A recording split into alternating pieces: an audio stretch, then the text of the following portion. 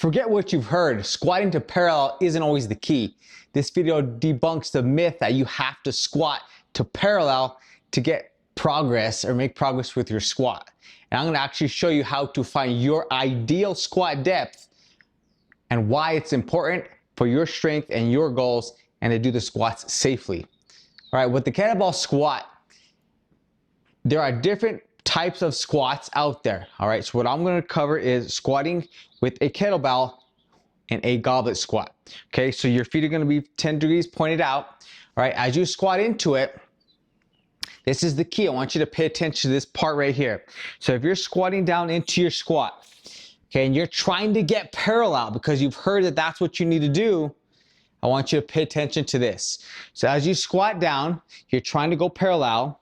Okay, say you're right here, you're above parallel, and squatting anymore is going to cause your knees to come in, your technique to go down or go south. Then that's a cue for you that squatting to parallel is not ideal for you right now, but it will be or could be as you can increase your strength and mobility and stability. Okay, so practice this exercise, this simple squat technique. So squat down. You can use the mirror for this as well. So this is a great feedback for you. Squat, squat, squat. Okay. How far are you down right here? Okay. If you can go a little bit lower without your knees bowing in or without your body moving or adjusting, then you squat a little bit lower. Okay. As you come down, I'm going to show you a key tip here after this one. I want you to pay attention to this one after. So as you squat, okay, you come down, good, strong, stable, and as you come up, you should be able to maintain your knees coming over your toes and not bowing inward, okay? So here's that key tip. As you watch yourself in the mirror, watch yourself from the side, okay? I want you to pay attention here, okay? As you're squatting, as you're coming down, okay, once you've found your depth, once you practice, you go, okay, this is I think I can go this low without my knees coming in, without my technique going south. Then this is the next step here. You're going to squat down.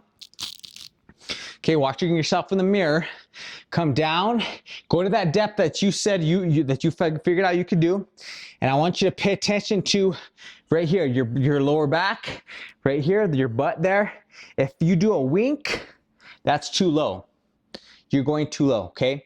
I want you to find the right before your lower back starts to curl in, or it's called a butt wink, or you start to kind of curve in there, because that creates instability in your back and up your spine.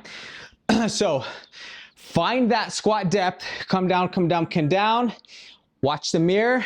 You should have a strong, stable spine without that wink at that parallel or the level you found, and you should be able to come back up and maintain that, okay? So practice that. Watch yourself in the mirror. Watch yourself in the mirror with your body weight, just a body weight squat.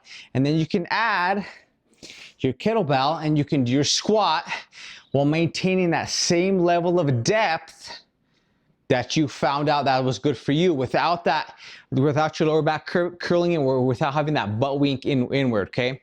So when you're doing it with a weight, just gonna hypo catch it here. Okay, go back to that same depth that you found as a key ideal for you. Okay, you're gonna pause. Okay, make sure as you come up, your knees track over your toes. Okay, driving those heels in to do that.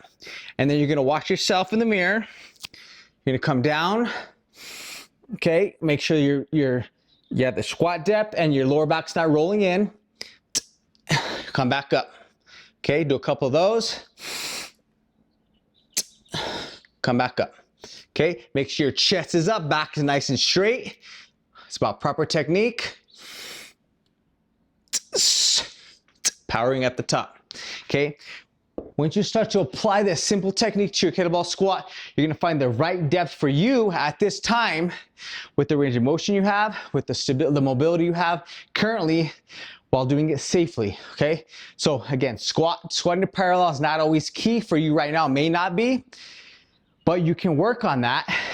And once you start to get to that point, you can start activating more glutes, hamstrings, quads, all that stuff, all those major muscle groups. But the idea here is first getting down to a squat level that's safe for you, and using that tip I just shared is how you're gonna find that out. All right, so thanks for watching this video. And as you start to learn your kettlebell squat, as you start to learn other kettlebell exercises, and you want a full body kettlebell workout you can do in little as 10 minutes, with the workout, with the squat, with the swing, and different exercises, I have a free 10-minute full body kettlebell workout. You can grab KB10 in the comments if you want that. I'll shoot that over to you. You can start practicing your squat, your swing, and other kettlebell exercises safely in only 10 minutes, one kettlebell. Get it in, get it done. KB10 if you want that. And if you have any questions or comments, leave them below about your squat. We'll break that down for you and help you get a strong, safe squat and get it going. Otherwise, train strong, practice this technique, get after it, get squatting, keep training with your bells, keep getting fitter, keep getting stronger. Enjoy the process, train strong. I'll see you in the next video. Have an awesome day.